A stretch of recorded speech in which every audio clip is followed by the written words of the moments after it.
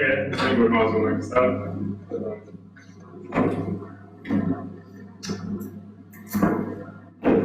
So I'm Morgan, and as you guys know, the idea of today is to be able to run through Subsonus, which is one of our acoustic navigation products, and also give you a bit of an idea of some of the applications that can be used in, why it's a bit different to some of the other instruments on the market, and also give you a bit of an overview of our company and what we're looking for.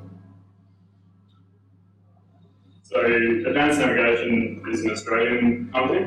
Our primary market is navigation systems, positioning across a wide range of environments and terrains.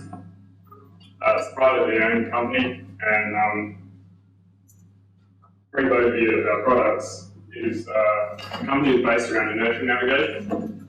So people coming in, if you'd like to grab the product brochure, there's some of that will be it.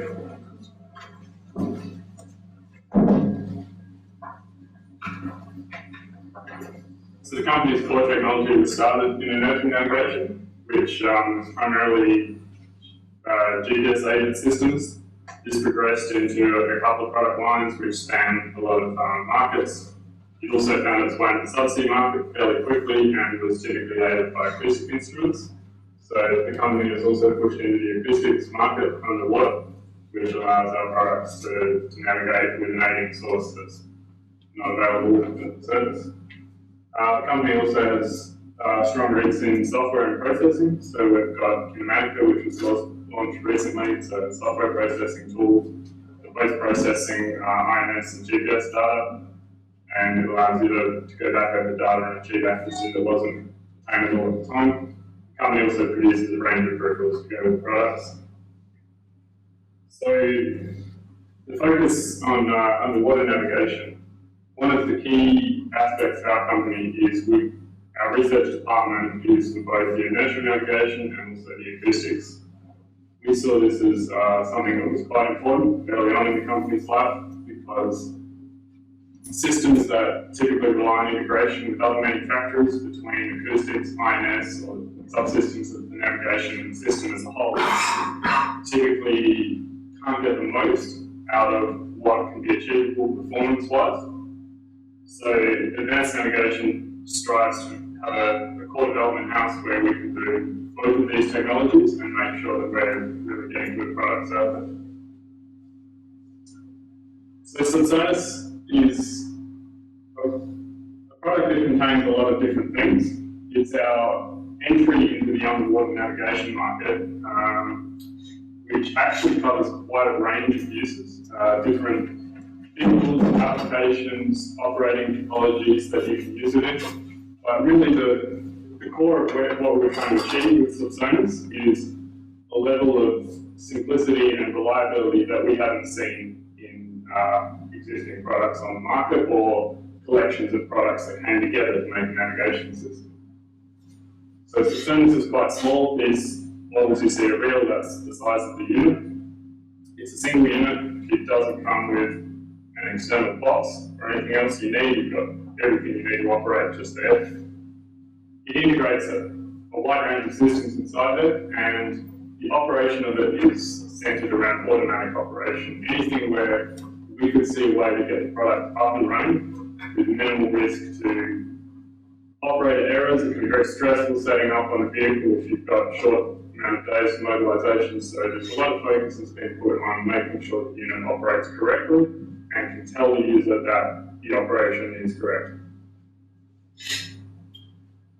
So inside Subsonus, we have an INS. Subsonus itself is a USBL system, ultra-short baseline navigation, so it has the acoustic array that you'd see on most USBL systems, but actually inside the pressure vessel you've got an inertial navigation system as well, which is a key part of the navigation technology.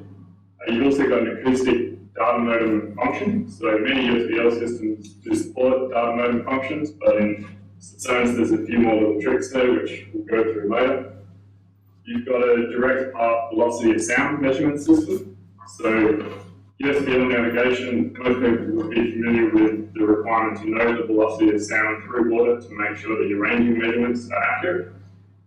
In this case, Subsonus measures it directly between the hydrophone elements on the unit, and this is updated continuously throughout your job. So this was done very much from a reliability perspective, because we see, while most jobs will operate a separate velocity of sound sensor, they might run a dip or a sensor elsewhere in the vehicle, ensuring that the sensor data is actually correctly aligned and used in the USBL measurements, and because a lot of the time it can't be corrected after the survey, so we saw it as quite an important function to make sure that the velocity of sound was handled automatically.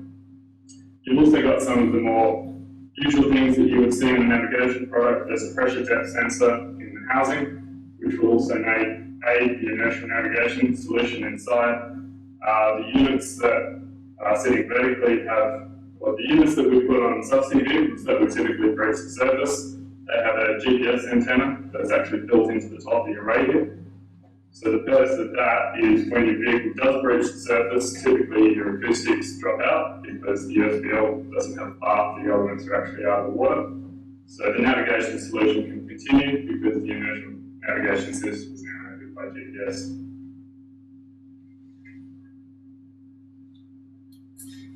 So the big thing that is different about Subsonus to a lot of the USBL systems we've seen on the market is that our subsea and surface units are actually the same unit. So typically you'd be buying a pair of Subsonuses. We have different connector options, but it's actually the same parts in each of these units. So the surface unit, which is more typically the systems you would see, contains the USBL array and can track underwater units that may just have a transponder or an omnidirectional transducer. With Subsonus, you've got a full USBL array on both ends. This means that you can take angle measurements at either end, and you can also enjoy all of the functions such as beamforming, sensitivity adjustment that Subsonus can offer. The enclosure that Subsonus is in, feel free to pass that one around. Feel free to send it around and have a look. It's a 1,000-meter pressure rated enclosure. It's made out of titanium, so there's no corrosion issues to worry about.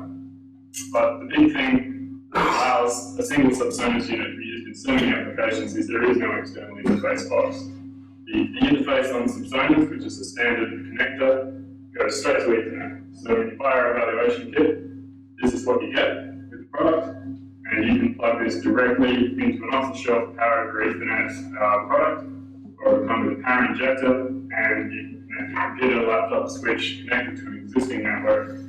But Subsonus is designed to be able to get up and running really quick and easy. So no external interface box means you can put this on your vehicle, you don't have to worry about putting any other electronics in a pressure vessel elsewhere, which has allowed Subsonus to push this topology of actually running a full USBL array on both vessel and the subsea unit into markets that typically couldn't do this before because the USBL system may have had a small array head, but it came with a lot of extra equipment that you would have to package on the vehicle somewhere. So we'll talk a bit more about the inertial navigation system inside Subsonus.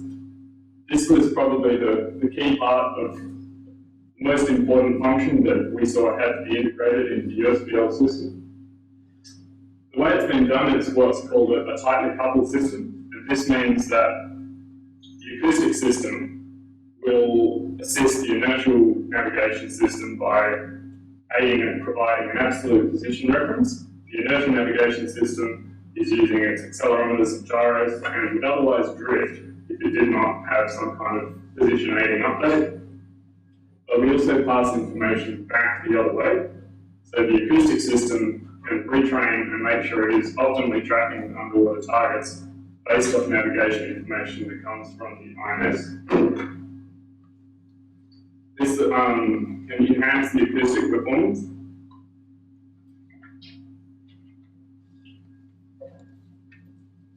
Because having a navigation solution for both units when you're navigating means that the acoustic system can ensure that the beamformer is setting, it can adjust the sensitivity of the unit to make sure that it is tracking a target in the direction where the navigation system reports it was.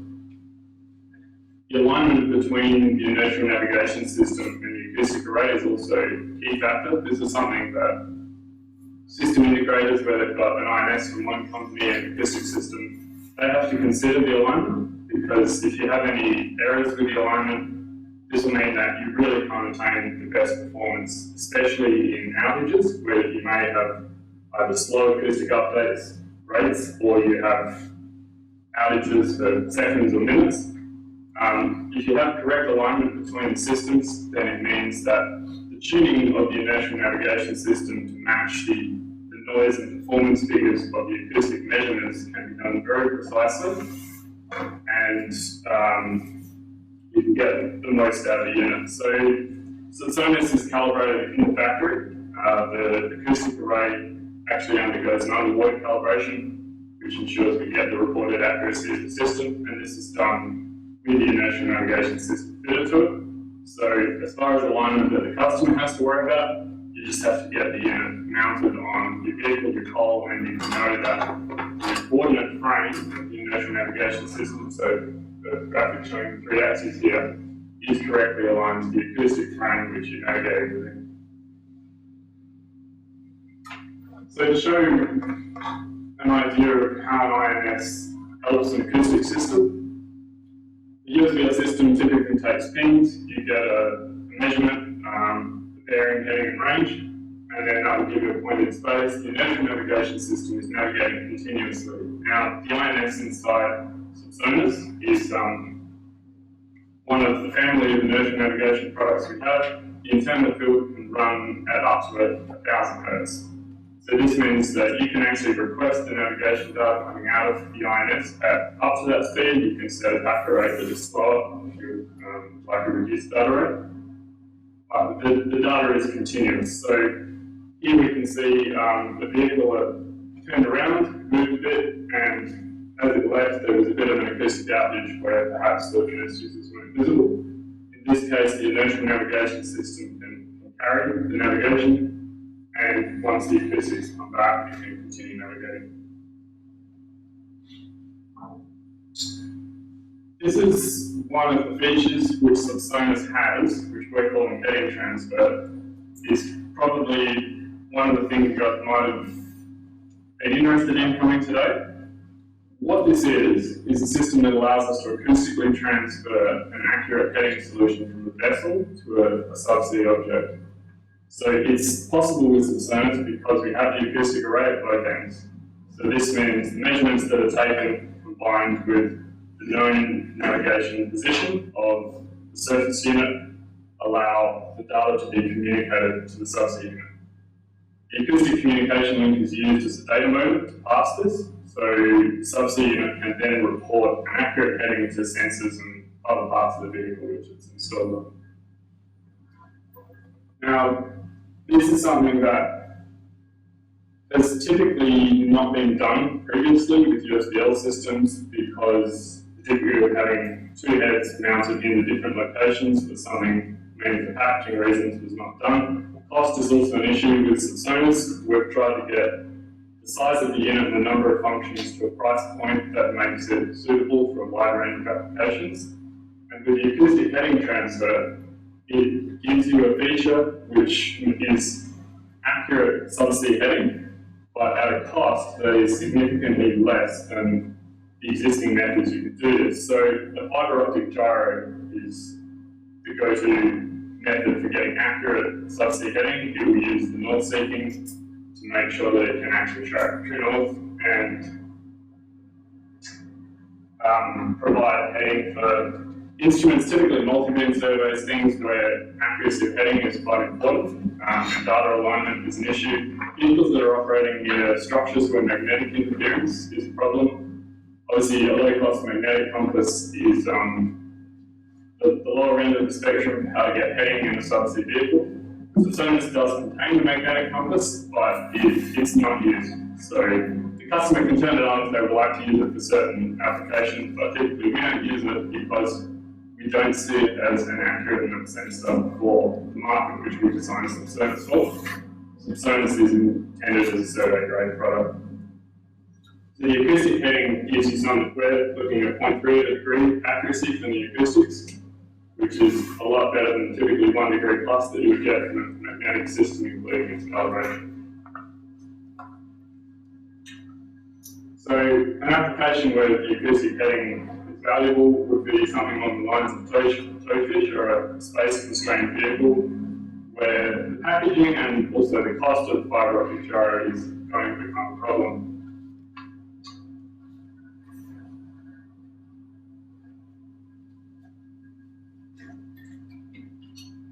The acoustic mode and function built into Subsonus is obviously uses the acoustic elements of the USB-L array.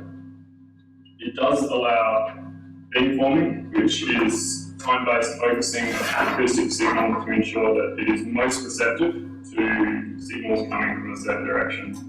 Subsonus also has a directional acoustic array, which is a bit of a departure from some designs which may have a number of elements, but they are receiving from all directions. The Subsonus elements are actually focused individually to have an area of focus that is different per element, and the processing algorithms inside are aware of this design, which means they can make the best use of it. So, where Subsonus has a beamforming algorithm, this is definitely more complex than some of the typical beamforming algorithms in USB-L systems, because it can take into account the directional sensitivity of each element. The modem, what this translates to is high sensitivity in the direction of the correct signal and rejection of noise and multipath from other directions. The system contains error correction, which will ensure that the data that is passed through the modem arrives on the other side and is reconstructed correctly. And that can be configured by the user, so you can change the trade-off between how much data has to be sent to ensure the error correction works and how much data the user actually needs to get through the system. Motion-aware decoding refers to the fact that Subsonus is a navigation system, so at all times, both Subsonus units that are communicating know where the other unit is, what its orientation is, and what its motion path is. This assists with modem data transfer because underwater it takes a long time to actually push the data through, so we're talking about transmissions that are hundreds of milliseconds long to get significant amounts of data through, and movement between the units during the message transmission is something that is difficult for a typical modem system to tolerate. In Subsonus' case, the decoding algorithms can actually be aware of this motion at a high data rate from the INS and can take it into account in decoding the messages. So the navigation data which comes out of the inertial navigation system in Subsonus is by default going to be available at the other end, the other Subsonus you're communicating with. We use the acoustic link to do the functions that we see most customers are going to want to do straight away. So you can connect to your Subsonus unit, and the data you receive is from the data about the position, orientation, velocity of the unit which you're tracking is not actually an acoustic measurement that was taken from the USB-L you're connected to. It is acoustic data reported by the modem link from the inertial navigation system in the remote unit. So this means that you're getting a much more accurate data set. It's not a single point measurement, it's actually based off all the aiding sensors which are in the subsea unit, which includes the pressure depth, information that's come from the surface, the acoustics measurements. Both units are also aware of the velocity of sound of the other unit, so this is communicated between the pair of Subsonuses, which allows us to most accurately fit a curve for what the velocity of sound profile is over depth. And this can change throughout the job as the units move around in a different space, and it can actually over time build up a better knowledge of what this curve is. So for operation typically in shallow water where you have strong thermocline, salinity, temperature changes, this is where Subsonus really excels because you have continuous velocity of sound measurement at both ends, correcting the best possible curve for the operating area you're in. So installation of Subsonus is really easy. We've followed all the industry standards on the Ethernet interface as well as the power over Ethernet connection. So this means you can actually extend the cable for Subsonus. So in the case of a vessel unit, this would be a deck cable. You can extend this up to 100 meters. You can use off-the-shelf networking equipment. We supply the equipment in the evaluation kits. Here would be a typical setup where we've got one of our GPS compass products, which is providing navigation and heading solution for the vessel, which is physically connected by connection on the vessel to your Subsonus unit at the surface, and both of these units are connected over network. We also support the precision time protocol for time sync. So because Subsonus is an Ethernet product, we synchronize time with other devices using this protocol. We have a product called an IOU, which allows you to break this out to a PBS signal, as well as capture a number of legacy interfaces that has 5 serial ports. The connections that you would expect to see on older equipment are all available there. But Subsonus typically connects to survey software, to people's application processes, to vehicle processes. This is all done via network traffic. And our cables are relatively cost effective compared to a lot of competing solutions. The connectors we use is standard connector. So this diagram is a little different. What this shows is something that's common to most people's application, where you actually do have a network connection between the two units which Subsonus is mounted on. So this would be something like a toefish, an ROD, even if you've got optic converters, it doesn't matter what's in the path there, as long as you can actually get Ethernet data through. We recommend you connect it because this allows Subsonus to do a number of things. Our operation is automatic, so when you first put two Subsonus units in the water, they can be powered separately with no knowledge of each other. They will acoustically discover each other and begin communicating. But if the units also discover that they have a direct network connection to each other, they will confirm this using the unique IDs which are programmed in each unit to confirm it matches the acoustic identification, and then they will start passing all the navigation data through the Ethernet link, and this happens automatically. So what it allows you to do, what happens automatically, is the acoustics are then optimized for the fastest ping rate, and the acoustic data that's being sent is no longer large bursts of modem data, it's the shortest data that we can send to ensure that the navigation is of high accuracy. If the network connection is interrupted, the system will fail over back to acoustic operation.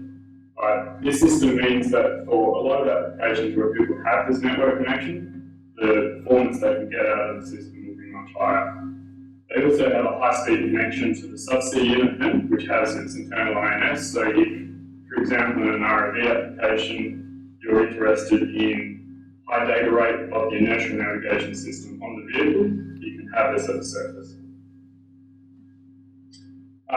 Subsonus uses a web interface to configure it. It also has a little 3D graphic display that allows you to understand when to configure offsets, things like that. So being able to have the connection between the two units means you can also access the web interface of the remote unit. So I was going to show you an application which we chose today just because it's a bit different from a lot of uses of USBL systems. It's a customer who we've been working with for a while, Only Clean Energy. They developed a wave power generation system called CJ, which relies on wave movement below the surface to move a buoyant actuator. So you can see the large structure at the top. This drives piston-based pump, which can produce electricity, desalinate water, and so on. So during the development of these actuators, Carnegie had a number of test products which they had in the ocean. Here's the photos of the ones that were sent out. And they needed to know where they were. So they've been using advanced navigation products to position these using inertial navigation and GPS previously. So here's the system being deployed. Pumping components are below it. So the motion of the buoyant actuator is quite complex. In the water, it moves through a path that is part of the secret sauce that makes the generator work. but it's something too where the Carnegie engineers need to verify to a high degree of accuracy the location of the actuator underwater. When the unit's taken out to sea, it's installed on the seabed with something pretty similar to a mooring riser stab. You can see here the divers inspecting the footing where the unit's installed. And here's a photo showing 3 of the units installed below the surface, and if you look closely, you can see that each unit has a mast on it. And this is a GPS antenna connected to an inertial navigation system. It's a spatial tool, one of our other products, and it allows the units to be tracked. Now, the trouble with this configuration was they needed to be able to operate the units without anything protruding from the surface. This meant they needed to be able to track the point actuator from somewhere underwater. So we started looking into Subsonus for the application. Here's 2 test structures that were put together to verify it. You can see a subsea tripod, which has a mounting foot and places the Subsonus unit about 1 metre off the seafloor. It's quite heavy and gets placed on a fixed footing, so this is a known fixed location underwater. And then the structure on the left is a mock-up of the available mounting space underneath the buoyant actuator. So one of the complex parts of this project is they couldn't extend the Subsonus navigation system on a pole out from the buoyant actuator. There were a number of service and reliability problems with that, so we needed something which would be mounted directly on the unit. And actually in a recessed enclosure. Now for acoustic instruments, this is quite a difficult operating condition. A USB product based on an omnidirectional transducer would struggle in these conditions because it would receive multipath interference coming off the structure. Subsonus with its directional design is going to be more at home in these conditions, so that's why it was pursued. There's a photo of the test unit deployed. I just didn't manage to get the best photo that day. And here's a close-up of the 2 units in operation. So you can see the surface unit, which is on the buoy, which is the buoyant actuator part of the generator, and then the fixed unit, which is on the seafloor. So these Subsonus units will communicate back and forwards and allow the navigation solution from the INS on the buoy to be returned to the shore. The acoustics in this particular application were quite good. Subsonus allows rejection of the multipath from the plate, which it was mounted very close to, because it has the directional array, and in these conditions where there's quite a high signal to noise, and there's also an excess of power available on the unit, Subsonus is able to control the transmit power to make sure that the power level that is being used between the units is most appropriate. So the Carnegie application was one that is a bit different, but really went with Subsonus because it provided the acoustic heading transfer to the actuator, the buoyant actuator of the generation equipment.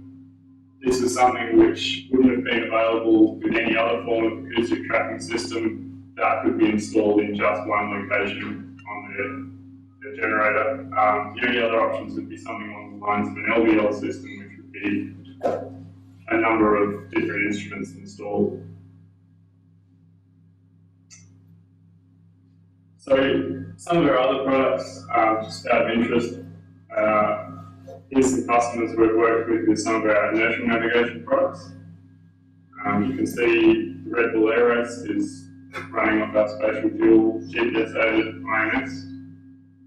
We've got a tracking link from Lucky and some other interesting links at Facebook. Here's some of the customers that our products are being used with as well. And contacts for our sales offices around the world. So we also have local representatives in Europe, IPP, who are up back here, love to talk, and they provide support to our European customers directly. Thanks for coming to the presentation. I'm happy to answer any questions that people have about Subsonus or its operation. Okay. You put the sensor underneath the ship. Most of the ships are operated. So all the thrusters are moving around. What will have that kind of influence on the system? Okay, so the noise coming from the thrusters on the vessel. Yeah. So this is something that all acoustic systems will encounter. In Subsonus' case, it's the directional beamforming that allows us to reject the noise sources that are coming from behind the unit. So the ambient noise which Subsonus is used in underwater will have an effect on its performance, the total range that can be achieved, and also the quality of the navigation data.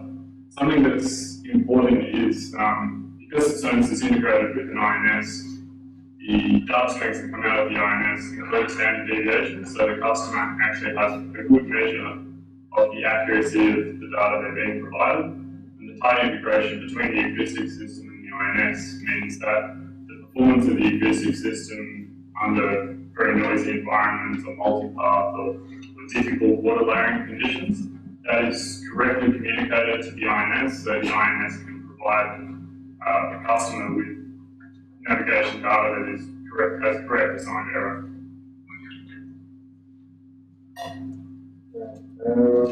One question is if you, for example, in the river needs salt water from sea, you can accumulate it.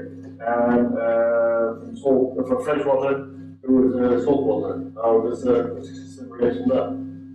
So that's also a common difficulty. The strong layering you can get in a river is definitely one of the most severe conditions. Where our office is based in Perth, we're on the Swan River. So while most of our units are in the ocean, we also have a platform that's in the river, and at the times of the year we can see some of the most severe water layering between the fresh water coming down the river and the salt coming back from the river mouth. What this means for Subsonus is obviously a severe mismatch between the velocity of sound of the surface and the subsea unit. The profile that we can fit to that is really the best that can be applied with the knowledge of where that gradient may be. You build the curve over time, so if you were using a vehicle that you deployed at the surface and you drove it down to a subsea location and brought it back, then you've effectively done a dip with that velocity of sound sensor. So the profile that gets assigned between the two measurement points, the surface and the subsea unit, will be very accurate. If you enter the salinity conditions with the units top and bottom, then the profile that we apply will still be quite accurate. We see it as a system that generally will provide better accuracy than traditional methods of doing a dip with an instrument, like a unit curve, and operating with that, because it updates over time. And it also removes any mistakes that can be made in entering the velocity of sound data. Does that answer your question? Yeah, so actually what you see is that the system, if you have a profile previous to your job, then that will help you and can put it into the system that will assist the performance actually. Yeah, Subsonus will support manual velocity of sound input as well, but the default operation will be set to automatic, so the customer can go to the setup page and change that. Paul, thanks very much for the presentation, very interesting. How sensitive is the system overall to the performance of the INS? Bias performance of the INS? So with Subsonus, the performance of the INS, if you're talking about the biases, would generally be its ability to hold the navigation solution over time without any external aiding. So its ability to operate without drift over time. With Subsonus, the focus was being compact, so the inertial navigation system that's in here is a MEMS-based system. It's very similar to one of our other products which we sell that is about 30 millimeters cubed, to give you an idea of the size of the INS component that's inside it. It's obviously not designed for holding a navigation solution without aiding for a long time. If If you're doing that, you would be looking at something more like fiber optic gyro-based INS, which has very good bias stability.